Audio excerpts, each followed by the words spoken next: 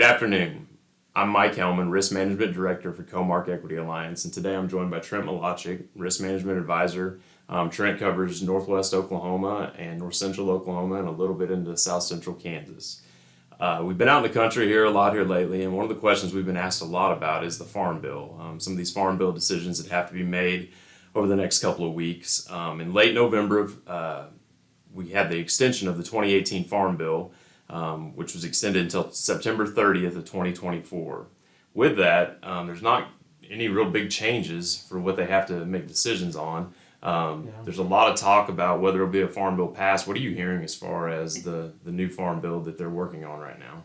You know, Mike, not a whole lot. And that's kind of one of the things that we've been rolling through here is we're expecting to see, what kind of changes might be on the radar and what types of things we might be looking at changing with that farm bill. But we just don't see a whole lot of news coming out of that. I know there's a lot of discussion happening, but not a whole lot of details leaking out about what might occur there. One of the big things that I hear producers, if they're going to have a problem with what we're currently using in the farm bill, would be probably reference prices. So I would expect that to be addressed if we have a new farm bill that utilizes some of the same type of risk management avenues, that you would probably see some interest in addressing the reference prices and seeing if those are appropriate given the current price scenarios that we see out there. So for right now, producers' biggest decision is the same decision they've had to make over the last several years. It's the ARC versus the PLC, correct? Yeah, that's exactly right. So we have agricultural risk coverage and price loss coverage are the two main programs out there that producers will need to be deciding on which one they want to actually choose for this coming year. When you talk about those reference prices, it's the same reference prices that we've dealt with, correct? It's wheat at $5.50, corn at $3.70, milo at $3.95, and soybeans at $8.80. Yeah, those were the initial reference prices set out in the Farm Bill, and then with the 2018 adoption, they had a provision to kind of flex those prices a little bit. So when we look at the 2024 effective reference price, for wheat it's going to be $5.50, for corn it's $4.01, for milo it's going to be $4.06, and for soybeans we've got $9.26.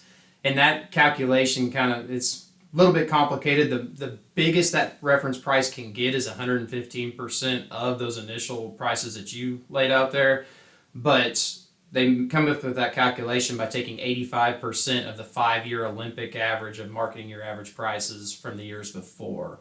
So that's where you see wheat is at $5.50 because it's that reference price still holds on when you take 85% of that calculation, but we did see a little bit of changes there in corn and milo. Okay.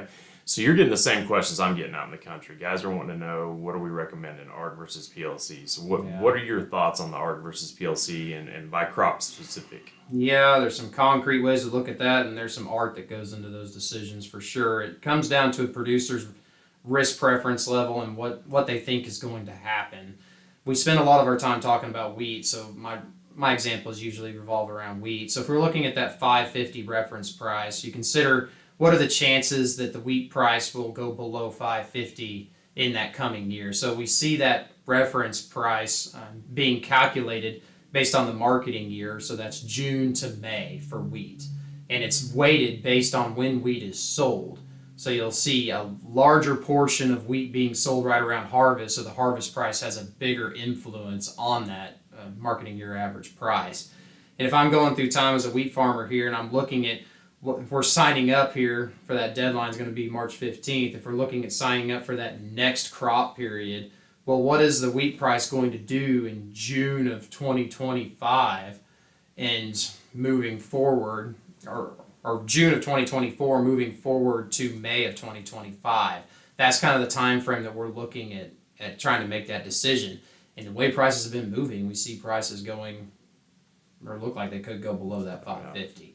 And that would be PLC, and then that's multiplied by your individual farm's PLC yield, which on a lot of farms, especially back when we were signing up in 2014, we saw that some of those PLC yields are pretty high. Yeah. So that can be a pretty big number if you see wheat price go a lot below $5.50. Going back to ARC, that's an area risk-based coverage, so there's a portion of yield that goes into that, and there is also price, but the cap is relatively small. So if I'm a producer that's fearful of big decreases in wheat price and wants a really solid floor there on price, PLC looks like the best option. If I'm thinking that prices might stay level or improve, and I'm thinking most of my loss might come from actual production risk, I might look at the ARC decision. But we also have pretty good crop conditions out there right now. So you got to kind of weigh what are the chances of seeing some kind of a yield loss. Right. Yeah, in the original Farm Bill in 2014, when ARC and PLC were first introduced, you had that payment on that ARC that you knew you were going to get. But over the time of that original Farm Bill, which was a five-year decision at that point in time, or this is a year-by-year deal now, the PLC actually paid off really well. So when a producer is looking at those reference prices, how is that determined? Like, is the final price set at the end of the year? What do they base that off of? Well, it's that marketing year average price, like we kind of alluded to earlier there. So we're looking at when wheat is sold, or corn, or milo, or soybeans. It's all commodities are calculated differently, but like for wheat, we're looking at that June to May time period. So right after harvest, they start calculating new crop sales, and they look at those sales through time on a monthly basis and give a weight to that average. So again, any wheat that's sold around that harvest time typically has a bigger weight because more wheat is sold at that time.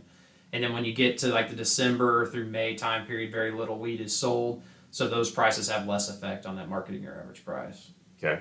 Do you have any recommendations? We talked a lot about wheat there. Do you have any recommendations or any thoughts when it comes to corn, milo, or soybeans? I know we're dealing with a little bit different there. I know originally PLC was not very attractive for soybeans per se. Yeah, probably if you looked into the minds, the philosophy behind the way those programs were written early on, like initially in the 2014 Farm Bill, it was kind of said that ARC was for corn and beans and PLC was more written for wheat. And you could still look at that. I think recency bias is probably going to weigh on people quite a bit because they're really worried about these prices going lower. But when you look at the reference prices, I don't want to put any ideas in people's head, but I would just look at the actual reference prices and make a decision in your own mind. You know, what are the chances that the prices I'm seeing today are going to go lower than that? Soybeans is a pretty good example of one. That reference price is fairly low, and even though we've seen a decline in futures prices, we do see the actual marketing year average price for soybeans probably has a chance to still be pretty high. So you can make a decision there, and maybe my biggest risk is yield at that point, so I want to go with a risk, like a revenue-based product like ARC. Okay. Now, producers we alluded to it earlier, but they have till March 15th to make this decision, correct? Yep, you have till March 15th.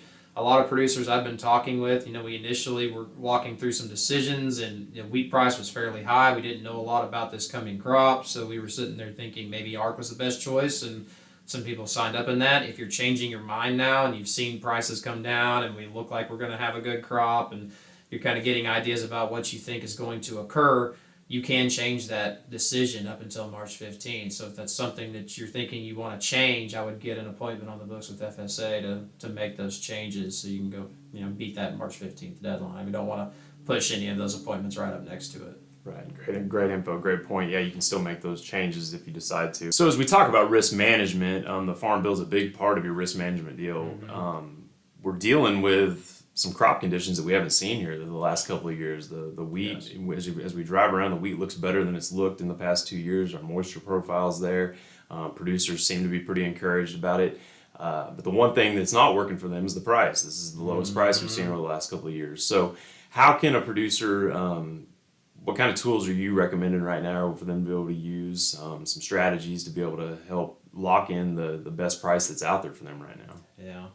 Yeah, and you have to identify what you're willing to deal with when it comes to risk. There's a multitude of ideas that go around that. A lot of producers want to see what they have before they start marketing, and that decision is okay. The reason we may suggest marketing before harvest, or anyone might suggest that, is whether or not you think the current price is better than it's going to be after harvest.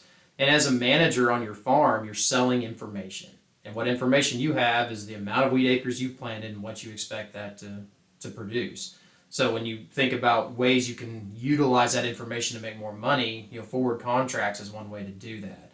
And I would look at the wheat price right now and start formulating my budget, thinking, what are my costs that are associated with this wheat crop? Is my budget $200 an acre, $250, $300?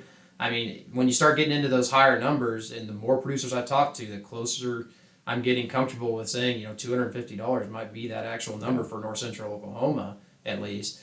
We start thinking about what's our yield expectation, and we might have 40 or 50 bushel yield potential right now, but that isn't what I would market. You want to be much more conservative in that. So I look out there and I think now is a time to lay off some of that risk when you're thinking about the expenses you've already put into that crop. We've already worked the ground all summer or applied chemicals. We have quite a bit of money out there in fertilizer. Top dress is going out right now, and we see cash flow concerns showing up from that with our producers. So I would be looking at forward contracting, or at least trying to put a little bit of a floor under that. Another option for that is put options. They allow you to set a floor, and there's certain risks associated with that without tying bushels up. Yeah, you don't tie those bushels up. That's a big difference. When you look at forward contracting, you have to promise to deliver those bushels, whereas when you go into the futures market, there isn't that delivery stigma tied to it. So I would just be having that conversation, with us, with anyone you trust, to kind of help you walk through that. Well, it sounds like producers have a lot to think about over these next few months with the farm bill and these weed marketing decisions that they're going to have. A lot of decisions. As a risk management team here at CEA, we're here to help you, not only on your marketing decisions, but on anything with these farm programs. We'll be happy to share any information that we have. Feel free to reach out to us by our cell phone. You can reach me, you can reach Trent, you can reach Matt Hartwell, and we'll be happy to come out and meet with you and help you make some of these decisions and talk through some of the options that you have through some of the contracts that we offer here at Comark Equity Alliance. As always, we appreciate your business, and feel free to reach out to us for anything that we can do to help you. Have a great day.